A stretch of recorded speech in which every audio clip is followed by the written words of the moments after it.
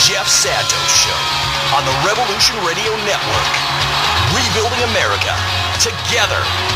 Now, here's Jeff. It is hour 3 of the Jeff Santos Show, and welcome to it, folks. Coming to you live from the south coast of Massachusetts and the Commonwealth of Massachusetts as we get you into the weekend on the great WVBF. As always, thanking Mark Pacheco for his great work and giving us the opportunity to have a platform we're looking forward to being on in Massachusetts in a couple other stations. We'll tell you more about that, and you can find out more at revolutionradionetwork.com. Folks, so we're going to talk with somebody who has really been a champion, even before we knew him, of the minimum wage, which to me really is going to be the real big issue, along with $2K a month, that will determine, I think, where Joe Biden will rest as a true Democratic president, whether it will be transformational or just a transitional. And I think it is an issue that the American people will be looking at their government leaders, their members of Congress, and see who is on their side. Okay, well, let's move on from the great Joe Sandberg to somebody who saw the minimum wage fight and started reporting on it as a great investigative journalist, Democracy News, and of course, he's here on the Jeff Santos Show. It used to be on Tuesdays, now on Fridays. We're talking about CTAC and the first community, I believe, in the United States to do the $15 minimum wage. That means it's time to talk to our good friend Mark Taylor-Canfield, Democracy Watch News, Jeff Santos Show. You can see him tweet at Mark Taylor-Canfield, and let's talk to MTC right now. Mark, thank you for adjusting your schedule. I must tell you, this issue, I think, is resonating coast to coast because it affects people who either themselves are barely getting by, or as our good friend Rob Scott of EPI says, the 20 million people that have been affected either by losing their job, they're unemployed, or they're not in the roles of unemployment because they've given up, or they're working 3 jobs at a 7-Eleven and a McDonald's and outside of the jurisdictions that currently have $15 an hour minimum wage. They are looking for some help. And, you guys realize that they're welcome back, my friend.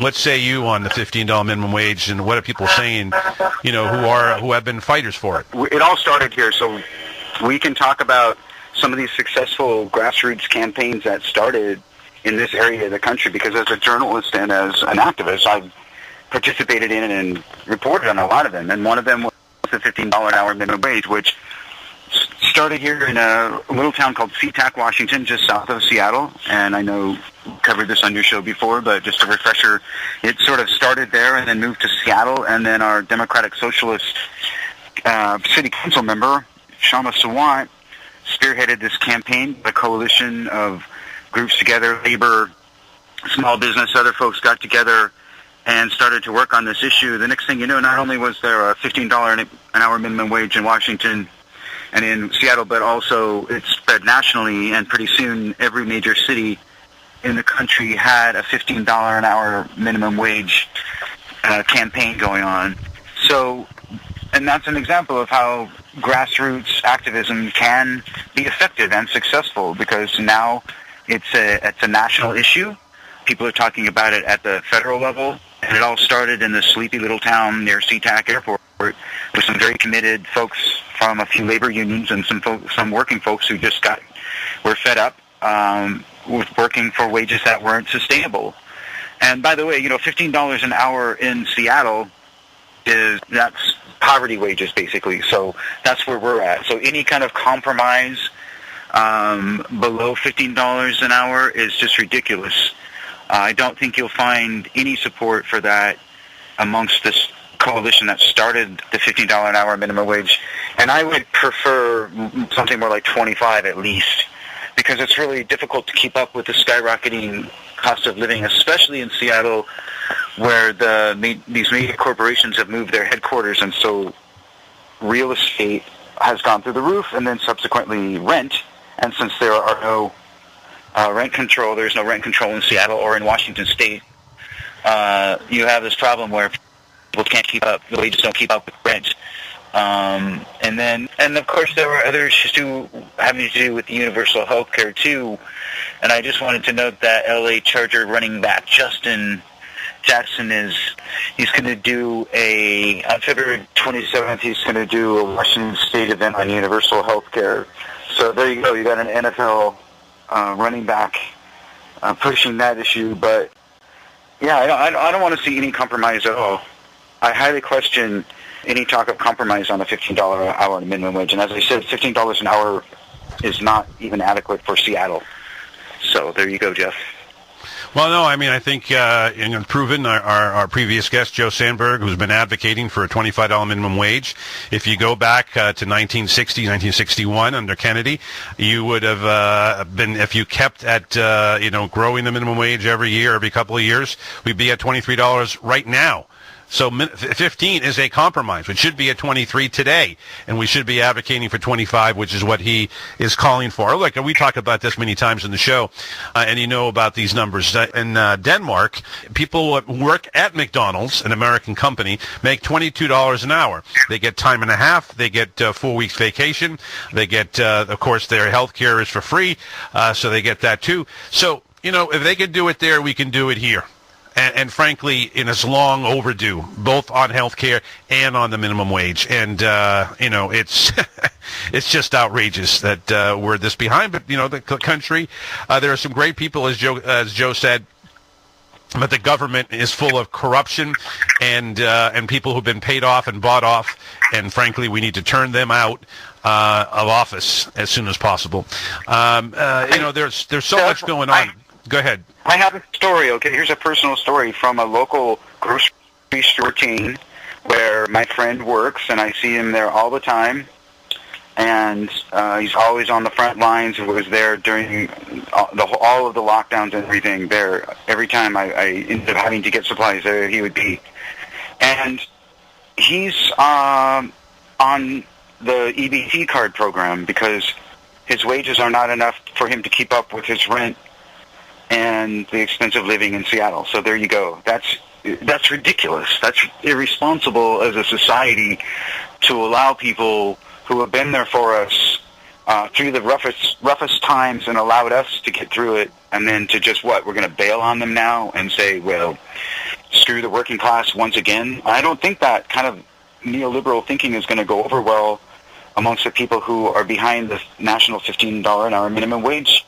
It'd be nice if Joe Biden was on board with those more progressive ideals that have already spread across the country, because if not, then he's kind of behind the times and he needs to catch up. And I'm sure there's a lot of young folks who would let him know that personally, to person, anytime, anywhere. Yeah. You get that exactly right. Look, as I said many times on this show, we have no other way to go at this moment for Joe Biden. But, he may not be running for a re-election in 2024, so progressives may get ready. There may be a battle royale. And right now, the former senator from California is front and center. She could play a role as a hero, or she can basically, I think, destroy her political career and hurt America, even more importantly than her career, by not speaking up and standing tall against the parliamentarian. Hubert Humphrey did it under LBJ, and many other vice presidents have done it as well. So there's no doubt about that can happen. Hey, before we let you go, I, as a baseball fan, as a fan of Seattle, I watched that 1995 movie, or documentary that appears on the MLB Network by Macklemore, narrated by Macklemore, about the Mariners. But what happened over on Monday, I guess it was atrocious. I'm glad to see that the president resigned after making the comments about, Latinos, being paid too much, and they don't learn the language and have an interpreter in Japanese, which of course is a large part of the Asian population in Seattle Metro. Your quick thoughts on that and how people are infuriated by those comments? Well, if you take a look at what the media is talking about as far as sports today in Seattle, they're not talking about that. So you almost see a cover-up going on even in the corporate media on this issue, Jeff. Interesting. They're talking about spring training and some of the new talent coming up, and Jared Kalanick. I mean, they're talking about Julio Rodriguez. They're talking about other stuff. So that I think people aren't doing the kind of coverage that they need to be doing on that issue, and it's completely inappropriate for a team from Seattle to be represented by people who have those kinds of racial biases or ethnic biases. So I think that's clear, and that this is not a city where that goes over well. You're not going to gain any fans by doing that. You're actually probably, going to be fired. So there you go. And I'm sorry to see that happen with a team that has always had pretty inclusive policy and attitude. So that's sad for me to see. It's the Mariners are kind of sacrosanct to a lot of people in Seattle. A long ways to go to be a real winning team. But that's just... You're not going to get a winning team with that kind of attitude, I can tell you that. Well, it's more like Major League with Charlie Sheen. It's more like the movie Major League with the Cleveland Indians, who just kept losing every year. So that's a little bit about the story of Seattle, unfortunately, with that team. And the owner who basically in that fictional movie wanted him to lose so she could make more money and move him out of Cleveland. So there you go. Go to Miami, Yeah, exactly. Hey, so good to talk with you, Mark. We'll do it next week. And I know that there's a lot of music stuff going on. You can reach Mark on Twitter.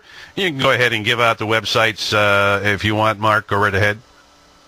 Yeah, you can find me on YouTube. That's a good place to get my music. You can go to Mark Taylor-Canfield at SoundCloud with my music. So I'd say YouTube and SoundCloud are a good place to check out the music. And then my journalism is kind of everywhere. But go, follow me on Twitter and Facebook, and you'll see pretty much everything I do. Fantastic. Thank you, my friend. I really appreciate it. Mark Taylor-Canfield, the Renaissance man of the Jeff Santos Show. Thank you, sir. Have yourself a good weekend. Okay, I want to thank Ron Kreider for producing this broadcast, folks. We're going to be coming to you live next week with a lot of guests. We look to have Reverend Barber on. I want to thank Mark Pacheco for his time, the 16 months we've had together.